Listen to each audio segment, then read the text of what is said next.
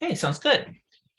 Well, thank you very much. And I'd like to thank everyone for giving me this opportunity to talk to you today, despite my not being there in person. I always do enjoy these workshops and hope you're having a good time down there and having fun and productive. I fear it could be one of those talks for me. So today I want to discuss magnetic fields in SPH, and I'll be doing this through a star formation case study. Now, looking down the participation list, I think there's probably about 5 people in the audience, including myself, who really do care about magnetic fields. So hopefully throughout this talk, I could convince you both that magnetic fields are very important, but also SPH and Phantom do very well at modeling magnetic fields.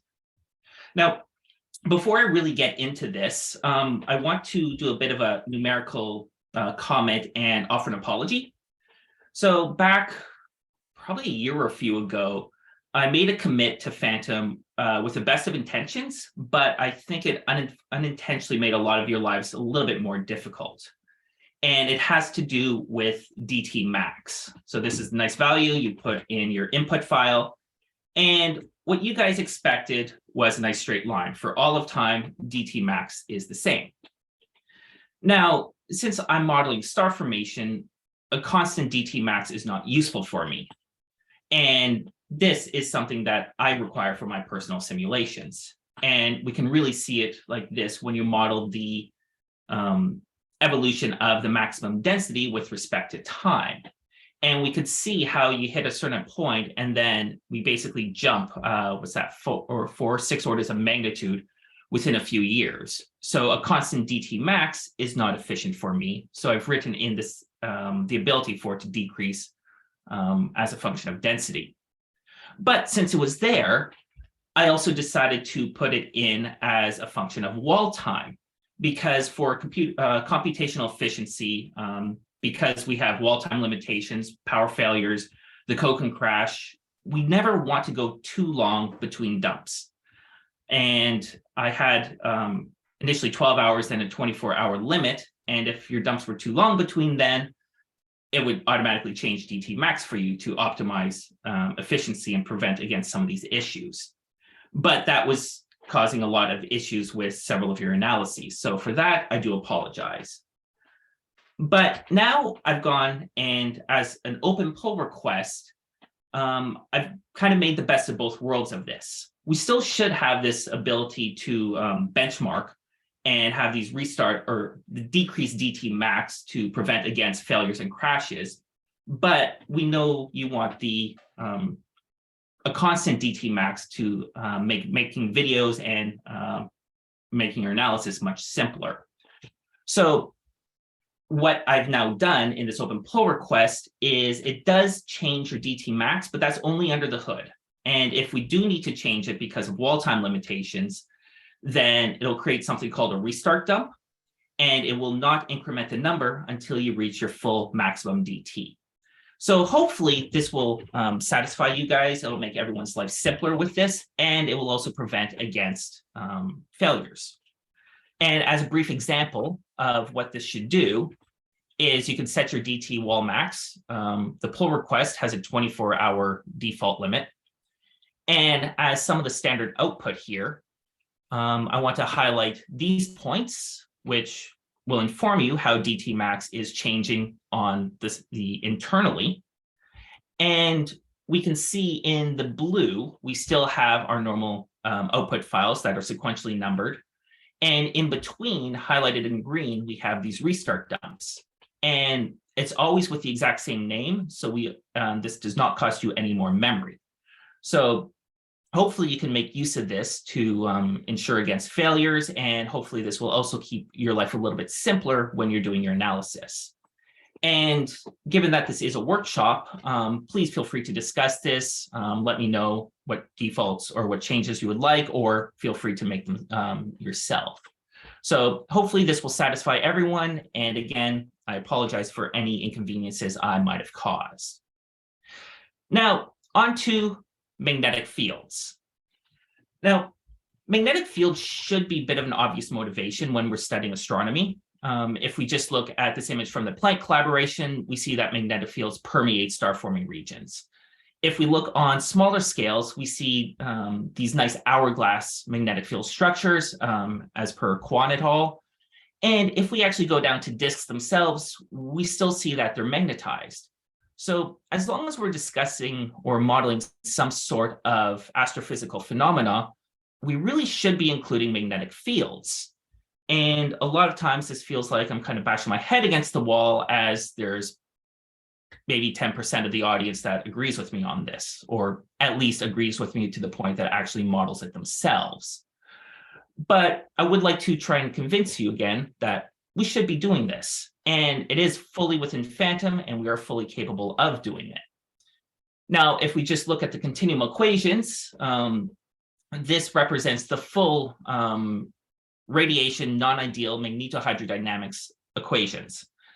And if we're going to be modeling star formation, we really do want to throw everything at this that we can, including gas dynamics, dust dynamics, which unfortunately to date I've been ignoring, radiation hydrodynamics, kinematics, and then magnetic fields. Now, for the longest of time, we were just modeling ideal MHD, and that's a true statement across the entire community. And if we go back to what we were taught about MHD in undergrad, is typically ideal MHD, where we make the assumption that we have zero resistivity. So everything is more or less completely ionized. If we do have a few neutral particles, they're tied to the magnetic field. And in this case, everything is completely tied to the magnetic field. The ions are allowed to move along the magnetic field, but they can't move off it. So that means if they want to move in a different direction other than the magnetic field, they drag the field lines with them.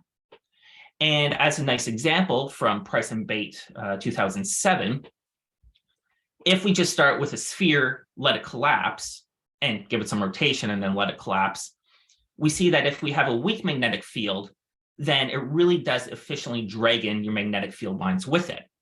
If, however, you have a very strong field, the magnetic fields don't want to move, and we end up with just more or less a pancake as the gas collapses along the magnetic field lines.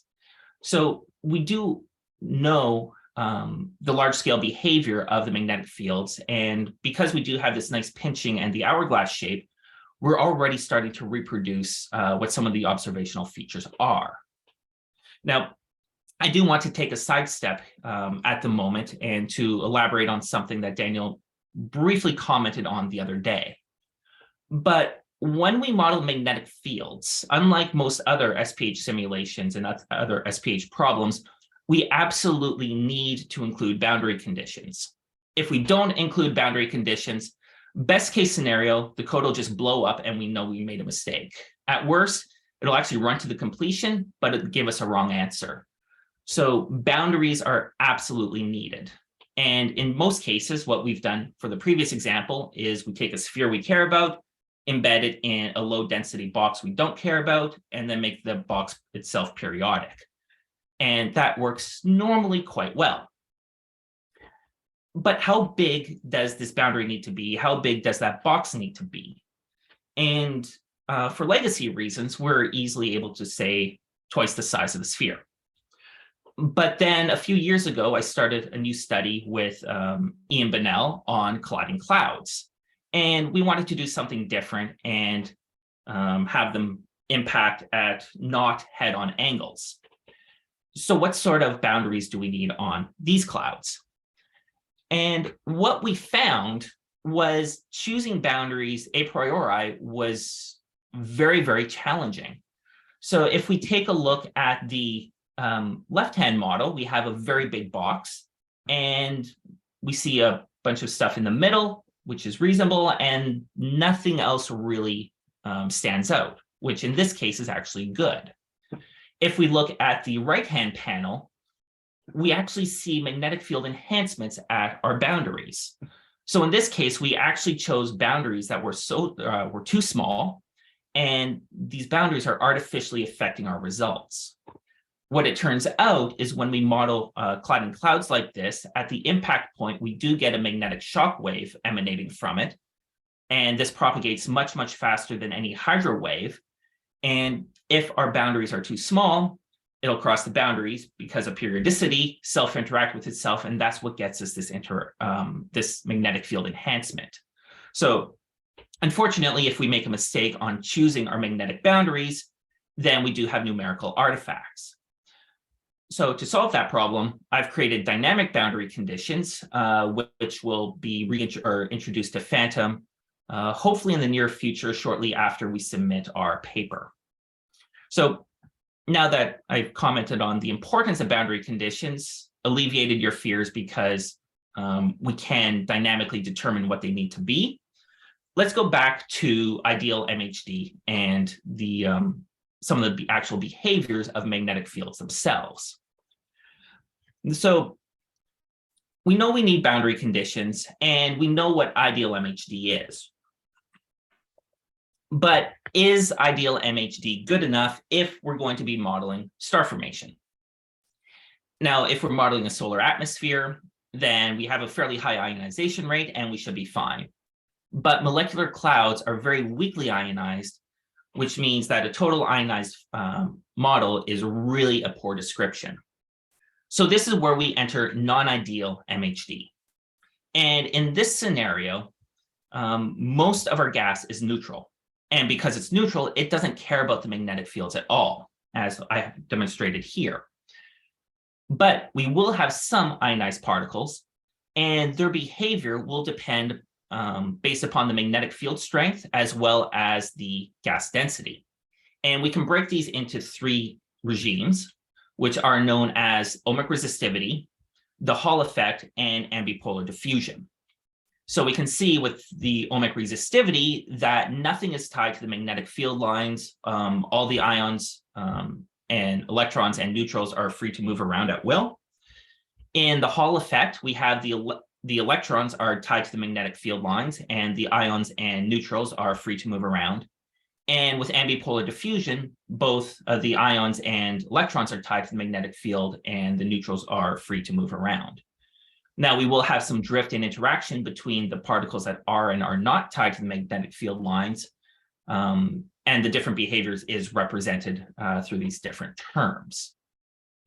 And very, very crudely, as we go to higher magnetic field strength, then we're moving from ohmic resistivity to the Hall effect ambipolar. As we go to decreasing density, we're going from ohmic to Hall to ambipolar. And if we want to make life more complicated, we have to realize that there's a lot of dust in these regions as well that can also get ionized. Now, I have put here that these things are only singly ionized, but again, life's much more complicated than that. And dust grains really can sink up a lot of charges and become multiply ionized. So now that we have an understanding of magnetic fields, non-ideal MHD, how does this affect star formation? And on the large scale, we see that there really is no change. But as we zoom into the core, and we're talking about one free fall time here, we now really see the structure difference between ideal and non-ideal MHD. With ideal MHD, we really have pulled in your magnetic field lines. We have a really nice pinching, a really well-defined hourglass shape. And with non-ideal MHD, we see that it's still a bit more broad. The field lines are a little bit straighter. And this is because the neutral particles are still able to collapse. They're able to slip through your magnetic field line, so we still have a dense core, but the ions themselves slowly get trapped in the outer regions, but they're a lot less populous, or in a lot lower number densities, so they really don't have the power to drag in your magnetic field lines. And visually, we can see that the more pinched the field lines are, the stronger the magnetic field strength. Now, real quick, with the Hall effect, just the point of this slide is to show that it is dependent on your magnetic field geometry. Yes, it is dependent on the geometry of your magnetic field and your rotation vectors. So if you have one orientation, we expect to have a surplus or an enhancement of angular momentum. And if we have the other orientation, we'll have a decrease or a deficit of angular momentum. And now with that bit of background, we can actually move into some of the interesting science results. And what I'm going to show you, this may feel blasphemous to some or most of you in the room, but these science results were created using SPH, which is effectively the predecessor to Phantom. These codes, star formation requires radiation hydrodynamics, and these studies were performed prior to Phantom having the radiation hydrodynamics modules. So that's why I still use that code. And we're able to do this with the magnetic fields because a lot of people, namely Terry Trico, has put a lot of effort into magnetic stability. So here's some important references about artificial resistivity, divergence cleaning. And then 2 years ago, Claire Dobbs and myself modified the algorithm to enhance the divergence cleaning and make it more stable. So I think I've talked with a few of you in the room about this, but if you are starting to run into issues with your magnetic simulations crashing, if you set this term HDivB max to 512, then it should solve most of your problems. And lastly, we've included non-ideal MHD. And version 2 of the nickel module is currently embedded in Phantom. So now the results, here we have 3 star formation simulations. We have an ideal MHD simulation on the left, and then 2 non-ideal simulations with different magnetic field orientations in the other 2 positions. And when we let them evolve,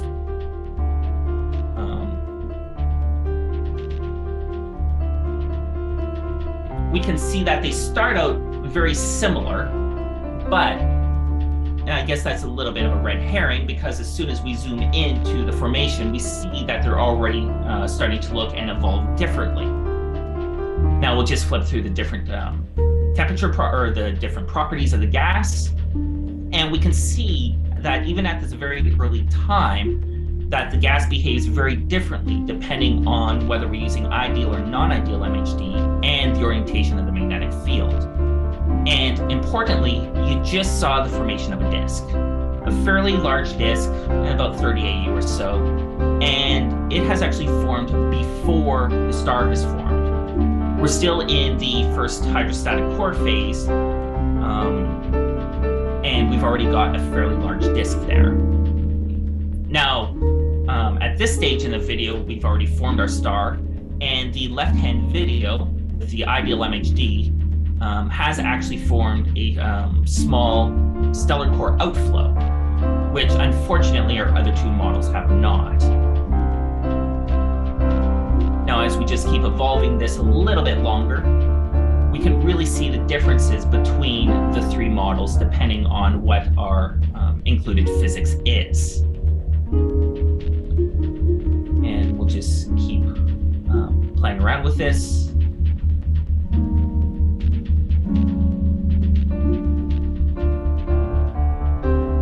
And we'll just zoom out now to take a look at the large-scale structures to see how the included physics has affected the large-scale structure. Now, unfortunately, because of resolution limitations, we've gone to about 10 years after the formation of the stellar core.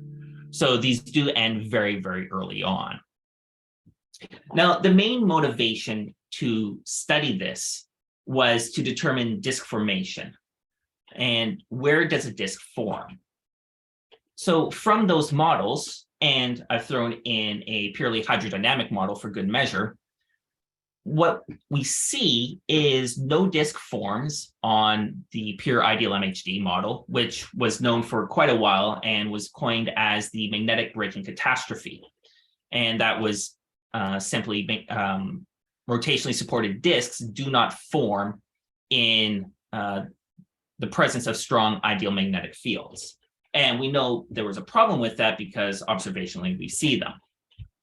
Now, when we put in the non-ideal MHD, if with one orientation, we see that we have a fairly small disk that forms. It forms late on, around the same time as the formation of the protostar. But if we have the other orientation of the magnetic field, we have a fairly large disk that forms during the first hydrostatic core phase. If we go for the unphysical case and get rid of magnetic fields completely, then our disk is even bigger and forms even earlier. So we might think with this that we should have a continuum of disk sizes because I've modeled the two extreme orientations. And some competitors from Japan did that study.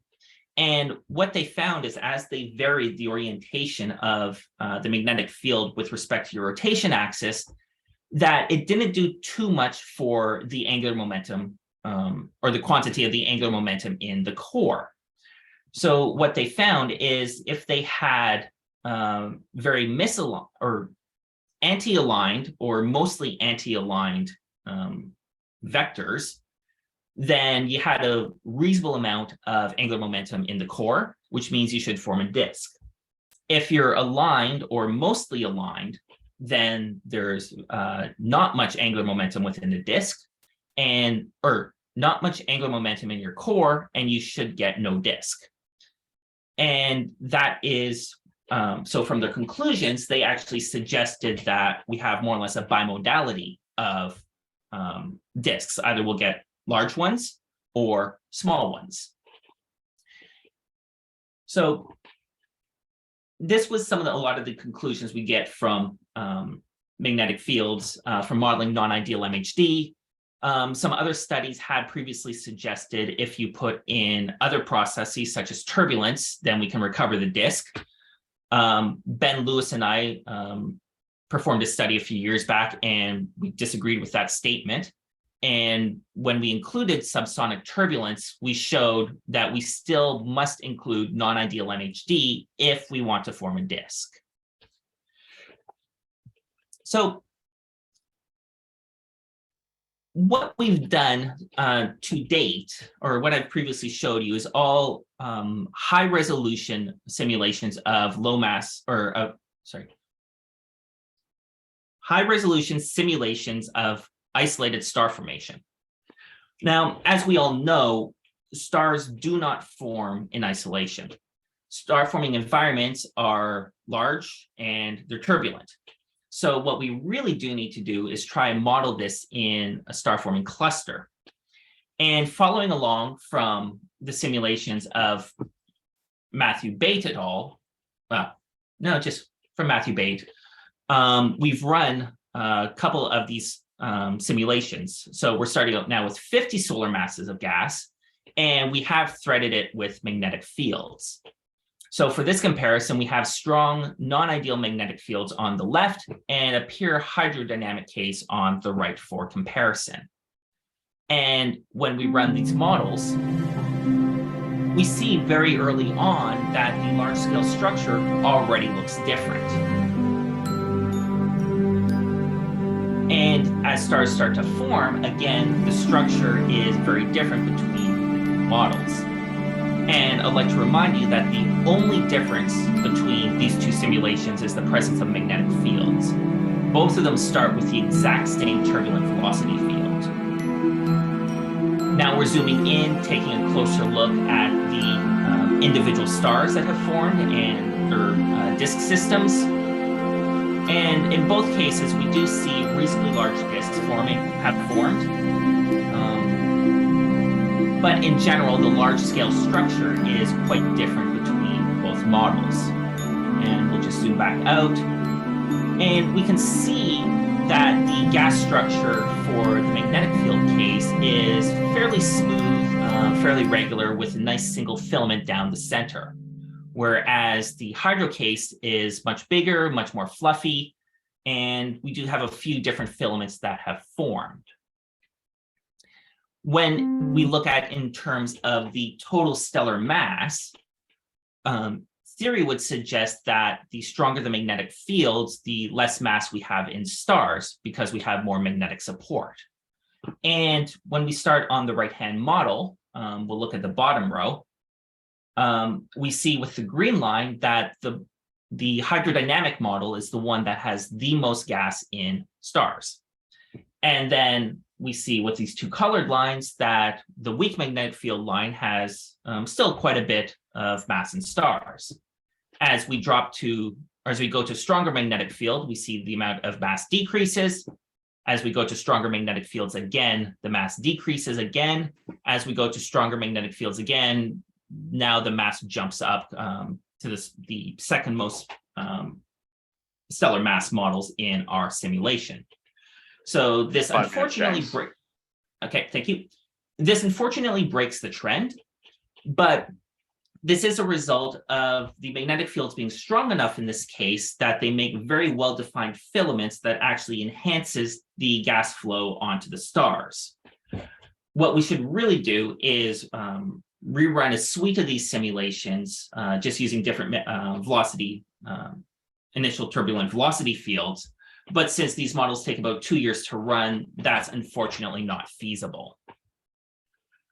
Now, because disks are a big motivation of what it is we want to look at, we've mapped out every single star in our suite of simulations. So each row represents a different model, and going across, we represent each individual star.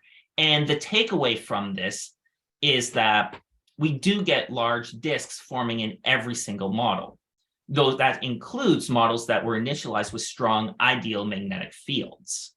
So that suggests that our previous statements and previous discussion about the magnetic braking catastrophe might have been a result of poor initial conditions and poor choices that the community had been making for about 15 years. Now, when I've done most of my all of my studies to date, I'm not explicitly trying to reproduce any specific object, but we've done fairly well at reproducing a lot of these binaries as observed by John Tobin without even trying. And we'll just pick a nicer pair of models, again, from our cluster simulation. And we can see how well we're starting to reproduce some of these models or some of these disk systems from Perseus. Now, briefly, or going back real quick, these disks, they do look much bigger than what you saw in our isolated star formation simulations, and they do look much more structured. And that's, again, because of a lot of the initial conditions, or because of the chaotic and turbulent system that they're formed in. And we can actually take a look at some of the cross sections of these. When we look on the left here, we see the cross section of a series of disks from that suite of simulations, and we can see how big they actually are compared to the really nice, somewhat idealized disk that we get from the isolated star formation simulation. So we both get flared disks in both cases, but the structure and the structures of the disks and the internal dynamics cavities, rings, and so forth are quite different between both of them. Now, just in my last few moments, here is the magnetic field strengths of the disks in our cluster simulation. And what we see is that all of the disks are still relatively strongly magnetized. We have magnetic field strengths of about 10 to the minus 2 Gauss. So at this early stage, it really is not proper to be trying to ignore magnetic fields. And we can also determine that they're have a fairly strong toroidal field. So the magnetic field within these disks is also fairly structured. And as a nice visual representation, this shows the magnetic field strength of all of the disks in our models. Now, I'll just play one final video for the fun of it. This is just a couple disks interacting as they evolve through the simulation. We can see that we had the nice strong disk that now has a big cavity, and it's getting, hang on, there we are, and now get completely destroyed by its companions, and then the remaining gas came back and it has reformed. So these disks do form in a very, very dynamic environment, and they evolve in a very dynamic environment. And with that, I'll bring up my conclusions. And the main takeaway is magnetic fields are important or incredibly important for star formation and disk formation models. And furthermore, ideal MHD is a very poor description when modeling magnetic fields for these cases. In isolated low mass star formation, we need the Hall effect to prevent the magnetic braking catastrophe. But if we use a larger star cluster simulation, then disks form in all models because we have more realistic initial conditions. And as a final warning, that's completely unrelated, but Microsoft believes that Bitbucket is a malicious link and blocks all emails to it. So because the Phantom website is based on Bitbucket, you might have some issues if you're trying to email that link around to people and you use a Microsoft server. So with that, I'd like to thank you very much for your time, and I'll answer any questions you might have.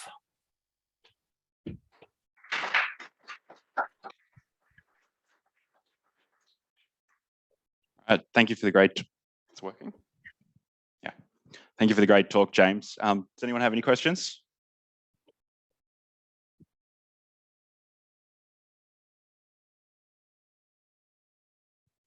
Thank you for the talk. Can you comment on the degree of misalignment between your cluster formation simulations with magnetic fields and without? Are there any differences? I mean, the angle between the disk plane and the orbital plane. Did you check something about this? That is not something I've looked into yet. It is interesting. It is something that I have on my list to do. The one challenge I would also have is small number statistics. Between my entire suite of simulations, I only have 109 stars.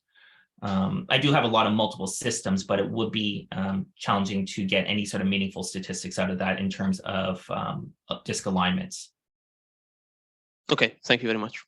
As a quick aside from that, it might Matthew Bate had a simulation with almost 200 stars, Bate 2018, and he did a full analysis of it. I'm not sure whether or not he looked at misalignments, but that would be a paper to look into about that. Any more questions for James? No? Okay. Or perhaps I can ask one. So you mentioned early on that you're ignoring dust dynamics. Yes. It's, as we've heard so far, there's been a lot of development in Phantom with dust. Is this a similar dust to what you need? Is this something you can leverage here, or is it completely different? No, it's exactly what I need to leverage. And I've been wanting to do this for the past probably 5 years or so, but time constraints have prevented me from doing that. But leveraging the dust dynamics already in Phantom is what I need to do. I will need to do further development of it because the dust dynamics is currently purely hydrodynamic, and we do need to modify it to account for charged dust, whether it be positive or negative, or ideally both populations. Okay, great. Do we have any other further questions? All right, well, if there's no more questions, let's thank our speaker again. Great, thank you very much.